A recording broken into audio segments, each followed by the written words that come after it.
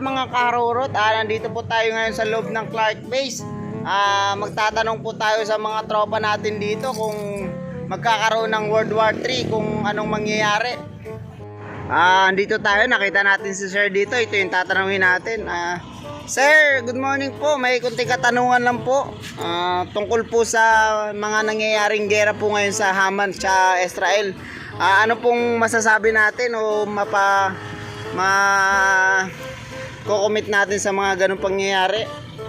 Nakikialam ka sa gera nila.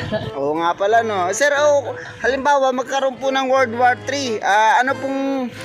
Ano pong masasabi nyo sa mga gagawin ng ating mahal na Pangulo sa kung magaganap man po yung World War III? May maganda po bang pandepensa mo? Makakaya po natin yung mga ibang bansa sa mga kagamitan natin? Ay, kaya. Ang pinakamalakas na bansa ay Pilipinas. Paano nyo po nasabi yung Pilipinas ang pinakamalakas na bansa sa buong mundo? Sa kaya tanong sa data nila, padala lang yung Pangulo natin na 1,000, 10,000 na mambabarang. 10,000 na mambabarang? Bakit po? Para saan man po yung mga mambabarang na yan? Malayo pala yung sundalo nila, sumusuka ng mga bulate yung sahod. Ay, ganun po ba? Ano pa po yung mga pangdepensa natin Papawid. Mga panghimpapawid po, ano pong masasabi natin dyan? 50,000 na manananggal. Tadami nun pare. Oo nga naman sir, no?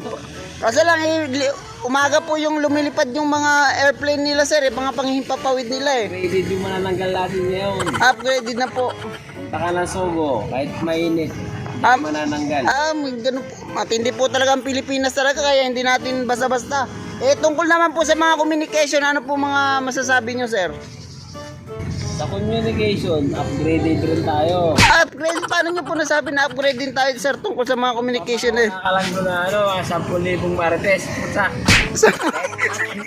Tatay ng mga sundalo nila, alam yung sikreto. 10,000 ano po? 10,000 mga marites. 10,000 mga marites. Pakawalan mo lang yan dyan. Kahit anong sikreto nila, alam. Ganun po ba?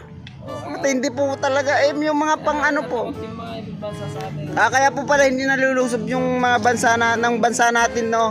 Dahil matindi po talaga yung ano natin, yung defense. Mayroon po tayong mga babarang, mga aswang, mga manananggal, tsaka ang pinakamatindi po sa communication, yung mga ano daw po, yung mga marites po. Kasi kahit yung mga kasundalahan ng ibang bansa, kahit yung mga magulang, mga tatay, alam yung mga kwento ng buhay. Yan po. Ito po yung ano natin, in interview si Sir Jolibert po. Yan, busy po siya.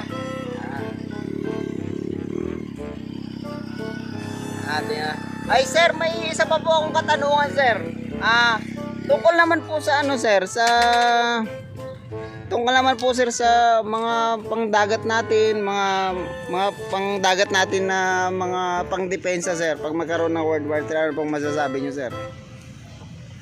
Marami tayong pandepensa sa karagatan. Pangkaragatan tulad ng ano po sir?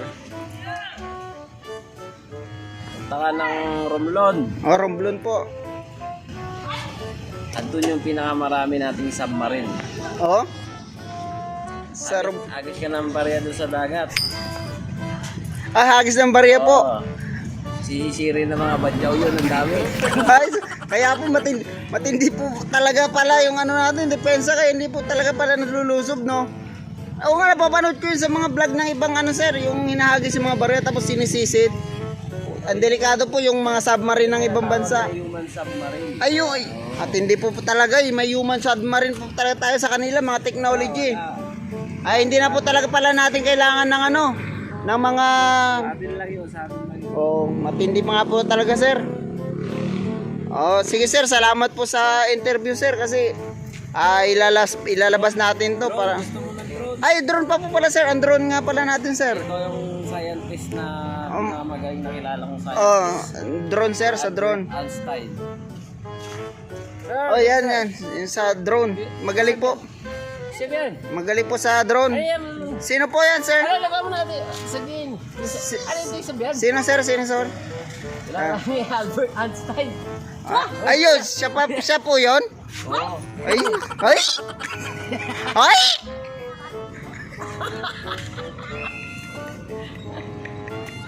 Siya po yung pinakamagaling na ano dito. Yung nanay ni Albert Einstein. Ah, siya?